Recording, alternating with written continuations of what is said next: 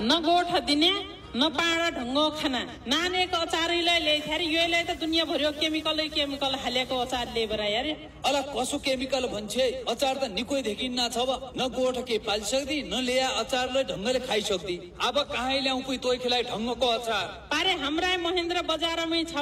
आफ्नै हातले अर्गानिक अचार बनाउने ठाउँ त्रिपुरा अचार मस्यौरा तथा गुन्द्रुक उद्योग है ताईबठे ल्या ता त आबु काकती डल्ले खुर्सानी तामा लसुन मिक्स अचार भरुवा खुर्सानी अदुवा लसुन मासुको अचार लगाइ पाइन्छ साथै गुन्द्रुक मसौरा लगाइ पाइन्छ है ताई है ल्या ए ल हुन्छ पुइ हुन्छ म त अहिले नि जानौ